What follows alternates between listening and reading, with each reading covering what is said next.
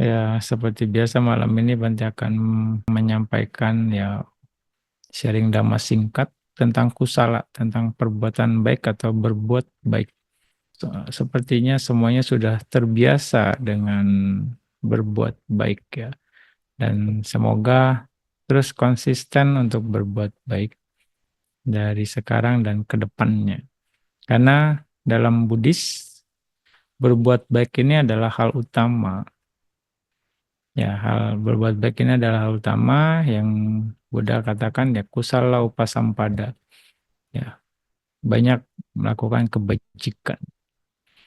Ya, dan berbuat baik ini eh, bisa dilakukan melalui 3 saluran, pikiran, ucapan, dan juga jasmani. Itu bisa dilakukan melalui pikiran, berpikir baik, berucap baik, dan juga bertindak baik. Ya, melakukan tindakan yang baik. Nah, seorang bodhisatta untuk menjadi Buddha dengan tujuan ketika menjadi Buddha untuk mengajak yang lain menyeberangi samudera penderitaan itu perlu mengumpulkan kebajikan, perlu berbuat baik dengan persyaratan tertentu. Ya, yang namanya dibilang menyempurnakan parami. Setelah paraminya sempurna, dia punya power, punya kapasitas, punya kapabilitas, sehingga dia bisa mengajak yang lain untuk terbebas seperti yang Buddha alami, seperti yang Buddha rasakan. Dan itu perlu menyempurnakan parami, dalam kata lain, perlu berbuat baik dengan persyaratan tertentu. Ya, nah, untuk jadi Buddha, seorang sama Buddha harus berbuat baik selama 4 asengkya kapa 100.000 kapa. Ini jangka waktu yang luar biasa, tak terhingga, ya, tak terbatas. Dan seorang bodhisatta harus konsisten melalui pikirannya, melalui ucapannya, dan melalui tindakannya. Konsisten untuk bisa mengarah ke sana. Dan kita beruntung ada manusia agung yang melakukan ini untuk kita saat ini. Sangat beruntung. Mau dibilang kita nggak perlu capek-capek, nggak perlu istilahnya jungkir balik istilahnya ya, untuk menyempurnakan parami. Kita hanya perlu menjalankan ajaran beliau, sehingga kita bisa punya kualitas yang sama seperti beliau.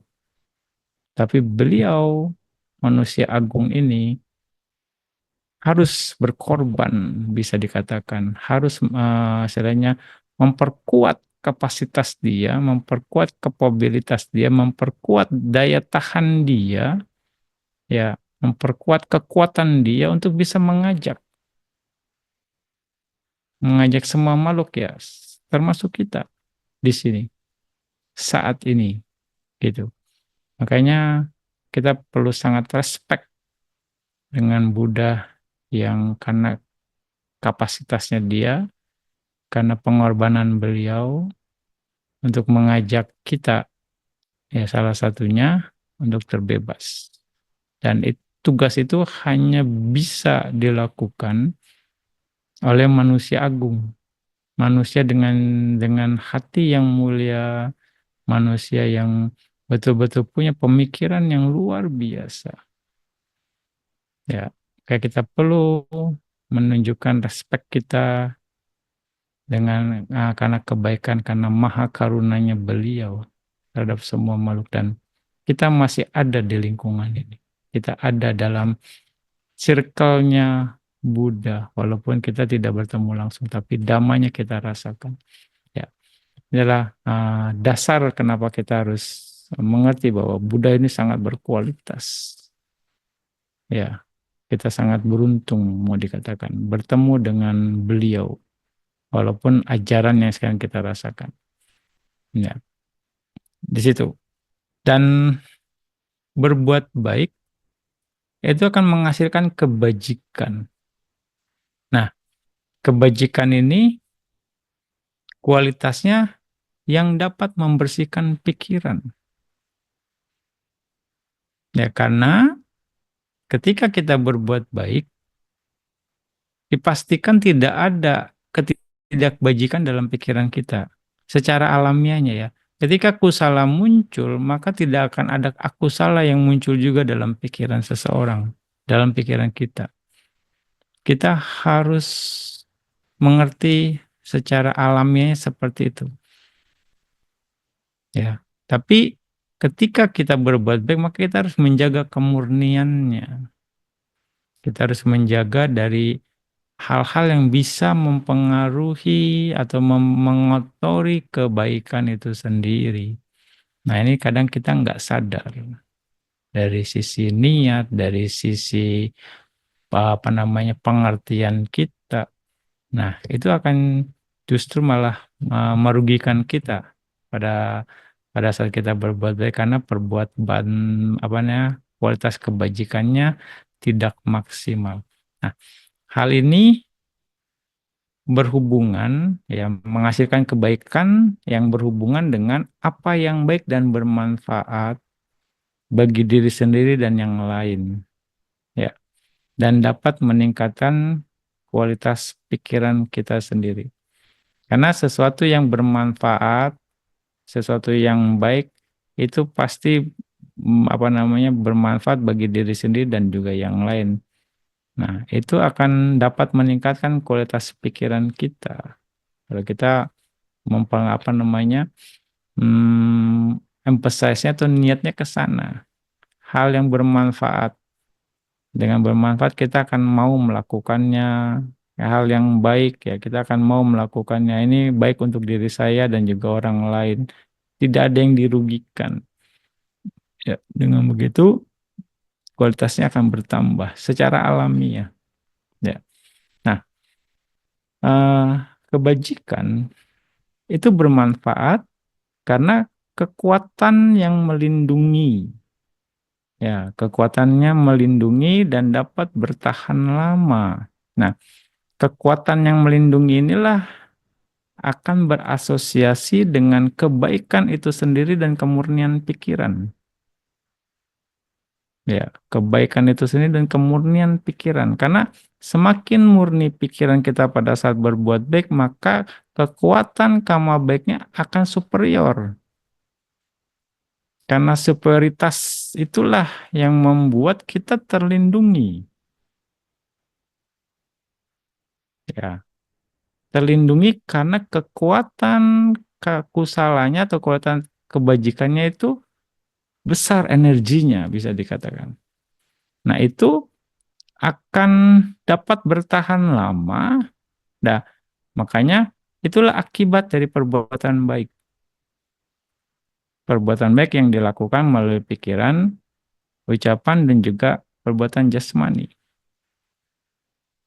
Ya, karena kekuatan itu sendiri dan kemurniannya. Makanya ada istilah dalam perbuatan baik kan ada yang tihetuka, ada yang dwihetuka. Nah itu bentuk kemurnian, kemurnian dari kekotoran batin itu sendiri. Ya, aloba, adosa, amoha. Ya, nggak ada loba, nggak ada dosa, nggak ada moha gitu. Ya kan? Itu akhirnya bisa pikiran kita jadi murni di sana di saat itu sehingga superior mengarahnya ke sana. Nah, kekayaan materi yang orang kumpulkan itu dapat hilang. Hilang karena pencuri, karena banjir, karena api, karena penguasa yang jahat, atau karena keturunan yang jahat. Tapi manfaat kebajikan itu akan mengikuti dari satu kehidupan ke kehidupan lainnya dan tidak dapat hilang. Ini yang dibilang apara-para kama. Ya, akan terus berbuah ya di minimal dua kehidupan berikutnya sampai kita mencapai nibbana. Dan kalau di Jawana ini Jawana kedua sampai dengan keenam. Ya, itu apara-para kama. Ya, itu akan terus berbuah. Tapi berbuahnya di dua kehidupan berikutnya dan sampai kita mencapai nibbana. Dan artinya tidak dapat hilang. Tapi kalau materi bisa hilang. Bisa dibawa sama yang lain, bisa diambil, bisa disita. Ya, bisa terkena bencana gitu. Oke. Nah, berikutnya kebajikan adalah penghubung yang hebat. Penghubung apa? Penghubung yang bagaimana? Nah, penghubung yang hebat ini maksudnya akan membuka pintu-pintu kesempatan di mana saja. Karena kebajikan. Ya, misalnya Anda mau berbisnis. Kalau kebajikan Anda kuat, Anda akan bertemu dengan orang-orang dan teman-teman yang tepat untuk dihubungi untuk membantu bisnis Anda sehingga Anda bisa menjadi sukses. Ya kan, nggak perlu diminta, ada aja jalannya istilah orang sekarang. Ya kan, karena kebajikan yang mendrive. Tapi usaha Anda lakukan, tapi akhirnya ketemu di sana. Lalu misalnya Anda mau menjadi terpelajar, sehingga Anda bisa dianugerahkan atau mendapat gelar pendidikan. Itu karena didukung oleh pembimbing akademis yang tepat. Ya kan? Itu karena karma baik Anda, karena kebajikan ada kan dosen pembimbing yang aduh ngerepotin. Nah, tanya ini skripsinya coret sana, coret sini, revisi sana, revisi sini terus ada yang minta macam-macam gitu kan. Ya, minta ini kalau enggak dikasih, enggak di ACC. Nah, kan artinya tidak tepat, malah menyusahkan. Bahkan ada juga karena dosen pembimbingnya yang tidak sesuai, malah tidak dilanjutkan skripsinya. Sidangnya juga enggak dilanjutkan karena ya terlalu makan hati. Mau dikatakan ada juga pola seperti itu. Nah, nah itu karena didukung oleh kebajikan yang merupakan kebajikannya adalah penghubung yang hebat. Dan jika mau meningkat dalam meditasi, juga perlu kebajikan yang besar. Bertemu dengan guru meditasi yang pandai dan ahli yang membimbing untuk kemajuan spiritual tanpa hambatan. Lancar. Ya, itu yang dibilang. Kebajikan adalah pemudaan lain-lain dengan berbagai cara. Ya, jadi kebajikan adalah penghubung yang hebat yang membuka pintu-pintu kesempatan di mana aja. Maka ada istilah ya, hoki teit unsu teji gitu ya, orang Hokkien. Entah ngerti juga bahasa Banten atau enggak nih kan. Hoki nomor satu, keahlian tuh nomor dua. Ya, keahlian tuh nomor dua. Orang hoki, dia bisa bayar orang pinter, ya kan, untuk jalanin bisnisnya gitu kan. Orang pinter, kalau nggak ada hokinya, mau bisnis gimana pun nggak bisa gitu ya. Kalau itunya kalau uratnya urat karyawan gitu istilahnya. Kalau urat karyawan tetap jadi karyawan aja. Mau sepinter apapun juga. Kira-kira gitu ya. Ada istilah seperti itu ya. Hmm. Tapi kalau orang hoki dia bisa bayar profesor misalnya gitu. Kelola bisnis saya kasih gaji yang gede nih. Saya kasih saham kosong misalnya. Oke, kelola nih. Dia hoki ketemu orang pinter gitu.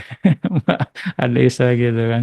Nah, kira-kira seperti itu. Makanya kebajikan adalah penghubung yang hebat untuk membuka pintu-pintu kesempatan di mana saja. Ya. Lalu satu kebajikan itu bisa menghasilkan banyak hasil. Ya, banyak hasil. Anda bisa baca di Wimanawatu. Kisah-kisah tentang alam dewa. Kisah-kisah tentang kehidupan para dewa. Itu menarik. Ya, menarik. Anda bisa cari referensi ini, Wimanawatu. Nah, itu mungkin akan bisa memotivasi Anda untuk berbuat baik.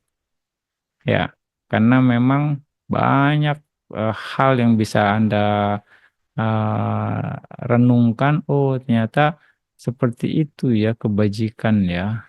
Ya, walaupun terkesan sepele gitu. Ya, lalu juga bisa menghasilkan kualitas seseorang di kehidupan mendatang. Kualitasnya juga ditentukan dari kebajikan kita saat ini. Ya, kita pun ya ada kondisi yang mempengaruhi kebajikan dari masa lampau. Lalu bisa menghasilkan lingkungan dilahirkan di mana karena kebajikan.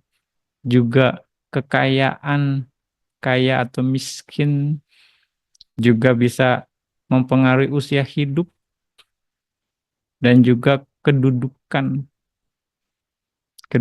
seseorang. Ini yang dikatakan sebagai janaka kama. Janaka kama dihasilkan hanya satu momen kesadaran, satu kama. Ya, ini bisa menentukan banyak hal, kira-kira ya. Tapi janaka kama didukung oleh upatambaka kama atau kama pendorong yang sejenis. Karena ketika kita berbuat baik itu tak terhingga momen kebajikan, kusala di sana.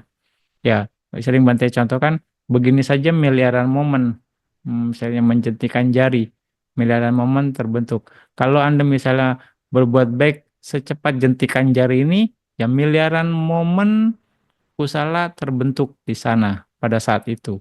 Nah, hanya satu momen yang dijadikan janaka kama. Selebihnya itu jadi upatambaka kama yang akan mendorong sebenarnya janaka kama untuk bisa bertahan lama. Ya, di situ. Makanya bisa mempengaruhi kualitas seseorang di kehidupan mendatang, lingkungan dilahirkan, kekayaan, usia hidup, kedudukan. Ya, itu kekuatan kebajikan. Ya, ya. Makanya menarik. Makanya kita semua harus semangat dalam berbuat baik. Jangan tunda berbuat baik. Ya, setelah sudah semangat, ya kita harus mahir dalam berbuat baik. Bante kan selalu bilang berbuat baik jangan asal-asalan. Selalu Bante kasih pesan seperti itu. Karena nanti Anda akan dapat asal-asalan juga hasilnya. Ya, kira-kira begitu. Pokoknya apa yang kita lakukan, itu yang akan kita dapatkan. Apa yang kita tanam, itu yang akan kita petik. Itu adilnya hukum karma, mau dibilang. Ya, tapi ketika berbuat baik berbuah, itu sebenarnya menyenangkan. Makanya cara bekerjanya kebajikan itu akan menghasilkan hasil yang baik dan menyenangkan. Ketidakbajikan itu akan menghasilkan hasil yang buruk dan tidak menyenangkan. Itu alami, makanya berbuat baik akan mendapatkan kebahagiaan, berbuat buruk akan mendapatkan penderitaan. Nah, ketika kita berbuat baik, tapi kita banyak mendapatkan ketidaknyamanan atau ketidakbahagiaan, berarti ada yang salah dari cara kita berbuat baik atau dari pengertian kita berbuat baik atau dari kualitas perbuatan baik kita yang harus terus diimprove. Jadi jangan disalahin kebajikannya. Jangan disalahin udah berbuat baik kok masih sial terus ini misalnya. Karena secara alamiah perbuatan baik itu menghasilkan hasil yang baik dan menyenangkan. Ya, ini yang harus kita kaji.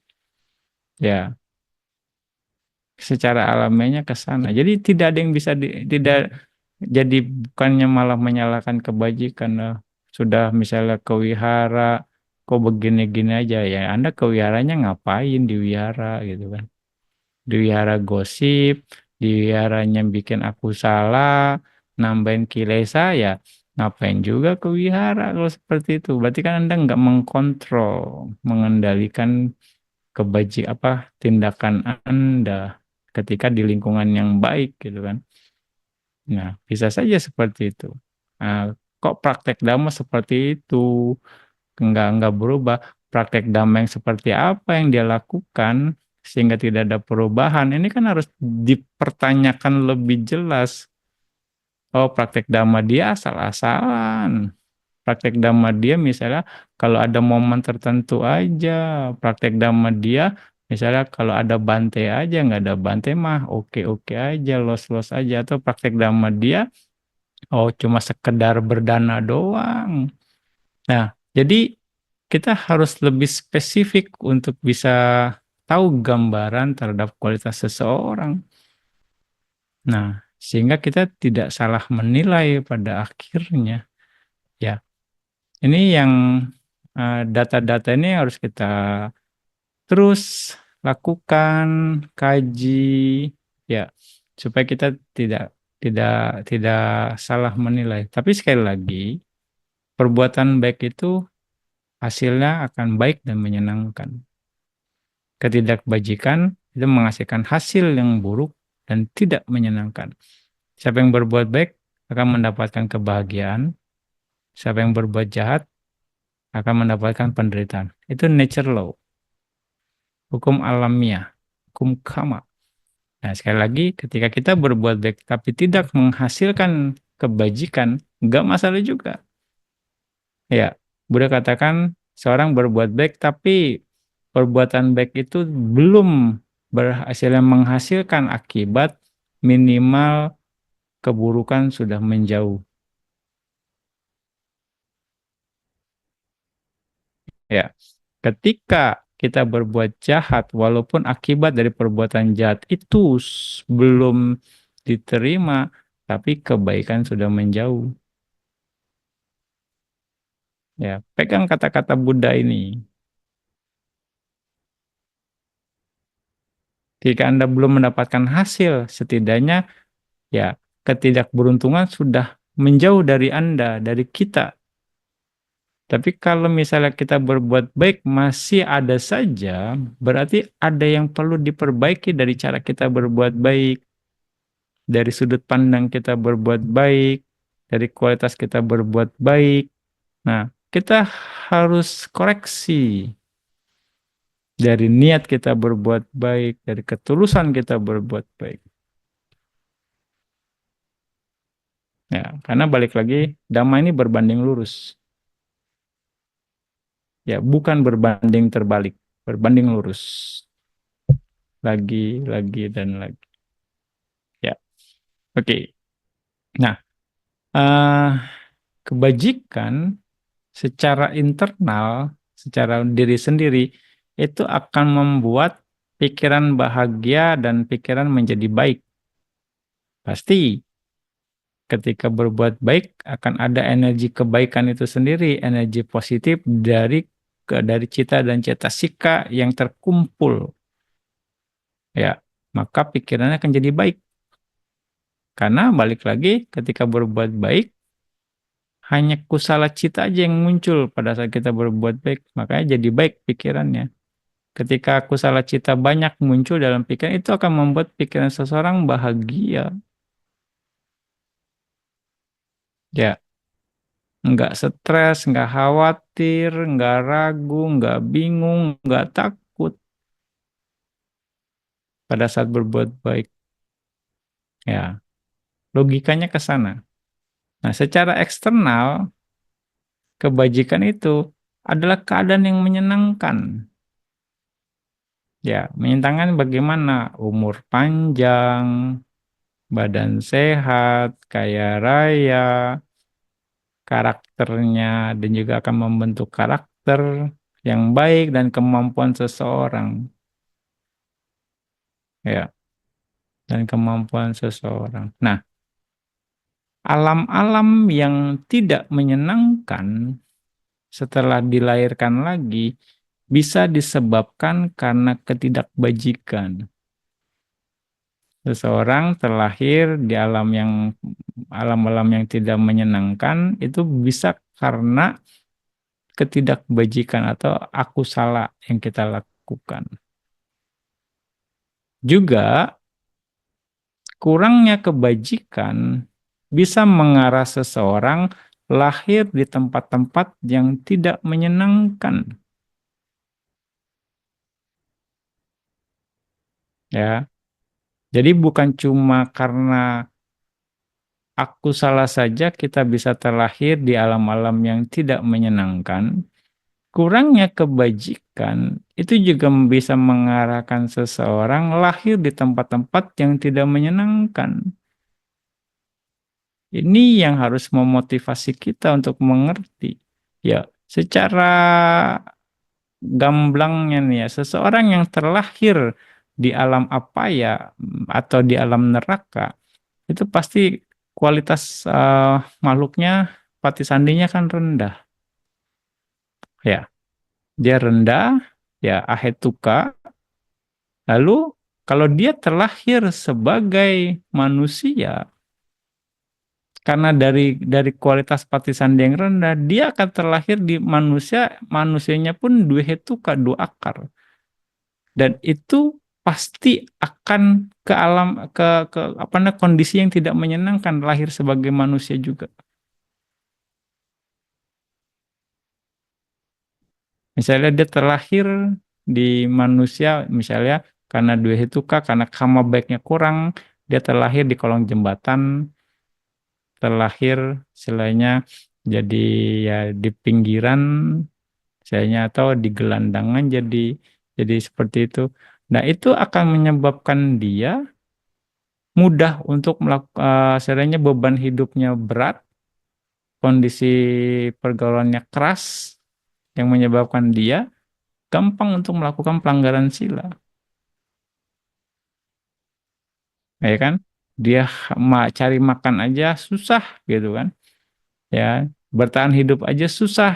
Bagaimana mereka bisa menjaga sila dengan baik, ya kan? Semua menghalalkan segala cara.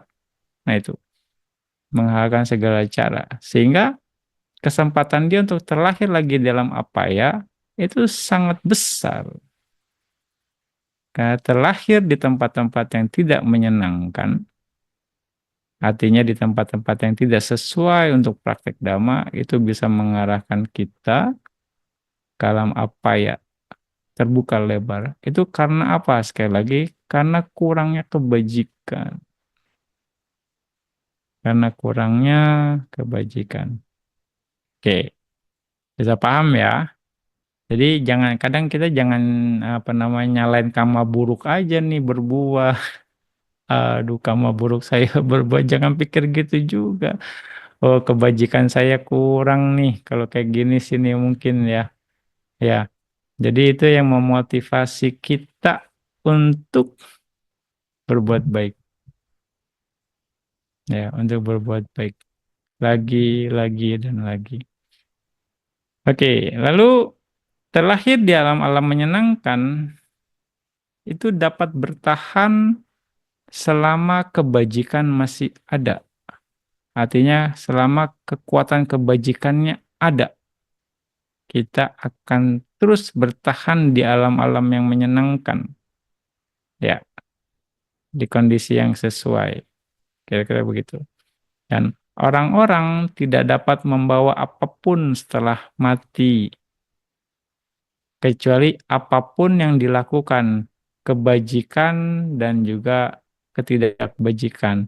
Kusala dan juga akusala yang akan kita bawa yang sudah dilakukan. Dan ini akan berakibat pada masa depan kita atau kehidupan mendatang. Jadi kebajikan yang akan kita bawa, ketidakbajikan juga akan kita bawa. Kusala yang akan kita bawa, akusala juga akan kita bawa. Ya, kira-kira gitu. Nah, kebajikan itu dapat dikumpulkan dalam berbagai macam ya jumlahnya dan dapat disimpan ya, dapat disimpan tapi memiliki atau sifat yang tidak kekal, anicca, yang juga dapat habis, ahosi. Kebajikan kita juga bisa habis loh. Ya, ahosi seperti ini contohnya. Misalnya Anda terlahir di alam dewa. Pada saat itu, di momen itu, ada kebajikan yang berpotensi terlahir di alam manusia. Karena kondisinya tidak sesuai, ya, karena Anda menikmati kebahagiaan alam dewa, kondisi kebajikan itu bisa habis energinya. Karena tidak ada kondisi yang pas untuk berbuah. Jadi saat itu bisa ahosi.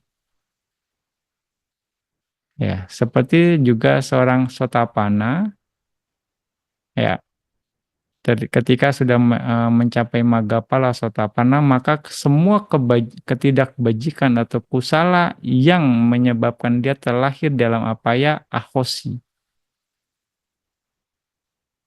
Ya, karena nggak sesuai. Kira-kira seperti itu.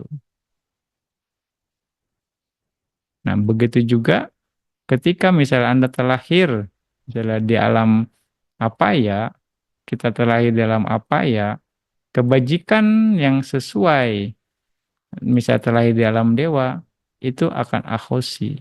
Karena tidak mungkin ada kebajikan yang muncul ketika kita misalnya terlahir di dalam neraka. Nggak ada kondisinya untuk muncul. Semua saat itu disiksa. Ya kan? Jadi nggak ada kondisi baik yang tercipta saat itu. Apalagi kalau misalnya karma buruknya masih kuat. Itu karma buruk akan menekan kebajikan itu sendiri sampai energinya habis sehingga tidak mampu untuk berbuah lagi. Itu bisa terjadi. Makanya ada karma penekan. Ya, ada karma penekan. Oke. Nah, banyaknya kebajikan yang terkumpul, oke. Banyaknya kebajikan yang terkumpul, kekuatannya ini dapat mencegah ketidakbajikan berbuah dengan menekannya kembali balik ke barisan. Hmm, ya, yang akhirnya aku salah tidak pernah berbuah. Makanya dikatakan banyak berbuat baik. Ketika Anda mengalami kesulitan, itu indikasi karma buruk Anda berbuah atau indikasi kurangnya karma baik. Maka saat itu harus berbuat kebajikan. Supaya dengan kebajikan yang ada itu bisa menekan kondisi buruk yang saat ini ada muncul, mengurangi. Jadi, Bante ulang, banyaknya kebajikan yang terkumpul, kekuatannya itu dapat mencegah ketidakbajikan berbuah dengan menekannya kembali balik ke barisan. Artinya nggak ada kondisi berlanjut yang terkondisi saat itu. Sehingga karma baik ini bisa menekan kondisi buruk yang merupakan berbuahnya karma baik karena ada potensinya tertekan oleh karma penekan saat ini yang kita lakukan. Bukan karma baik yang menjadi karma penekan. Sehingga ketidakbajikan itu balik lagi ke barisan. Yang akhirnya aku salah tidak pernah berbuah. Ini dari sisi karma baik ya. Makanya Buddha katakan jangan berbuat jahat, banyak berbuat baik. Ya, pola-pola ini harus Anda pelajari. Nah, makanya sekali lagi nggak ada cara lain. Semangat berbuat baik, nggak ada cara lain. Untuk dapat kebajikan, untuk menambah kekuatan kebaikan, untuk mendapatkan apa yang Anda inginkan, banyak berbuat baik. Untuk menghentikan aku salah yang muncul, untuk misalnya meredam ketidakbaikan yang muncul atau kondisi-kondisi sulit yang muncul, bagaimana? Banyak berbuat baik. Apapun ininya, berbuat baik. Kok berbuat baik terus sih Bante, nggak ada passcode-nya apa langsung gitu to the point gitu biar hilang. Ya, tergantung masalahnya gitu kan. Tergantung kekuatan karma baik Anda juga gitu.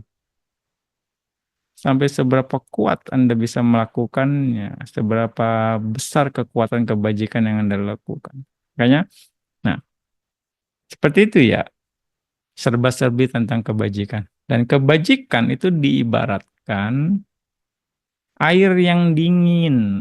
Ketika disiramkan atau mandi atau kita berendam di dalamnya itu akan menyejukkan. Oke, makanya kalau Anda berbuat baik malah panas, ya ada yang salah dari mindset Anda. Berbuat baik Anda nggak happy, ada yang salah dari mindset Anda. Berbuat baik Anda jadi ragu, ada yang salah dari mindset Anda. Ya kan? Anda harus ingetin nih, caranya. Anda harus kita kaji ini, kenapa sih kok berbuat baik saya nggak nyaman ya? Ada apa nih? Kok berbuat saya baik, saya kok malah nggak happy? Nah, balik lagi, kebajikan itu diibaratkan air yang dingin, ketika disiram atau mandi atau berendam di dalam akan menyejukkan. Sekali lagi. Makanya pengertian benar ini penting buat kita bangun untuk kondisi-kondisi supaya ini pengertian benar ini yang akan mengarahkan pikiran kita menjadi benar sehingga kita akan melakukan semuanya, ucapan kita benar, perbuatan kita benar, tindakan kita juga benar. Kira-kira seperti itu. Ketika Anda dapat pengertian benar Anda, maka kebajikan apapun yang Anda lakukan, Anda akan semangat. Karena Anda yang mendapatkan hasilnya nantinya. Kira-kira seperti itu ya. Balik lagi, ini tentang kebajikan. Karena kebajikan ini, dari yang Bante bilang ini akan bisa kita gunakan ke berbagai hal. Dampaknya luar biasa. Powernya kita bisa lakukan kebajikan-kebajikan yang lain. Yang pada akhirnya kebajikan ini akan bisa memurnikan pikiran kita yang akan berguna. Sekali lagi, itu juga sudah Bante sebutkan bahwa Sang Buddha saja untuk bisa menjadi gurunya kita harus mengumpulkan kebajikan yang sangat besar untuk membawa kita juga terbebas dari penderitaan. Makanya penting untuk berbuat baik, penting juga untuk menjaga kualitas kebajikan.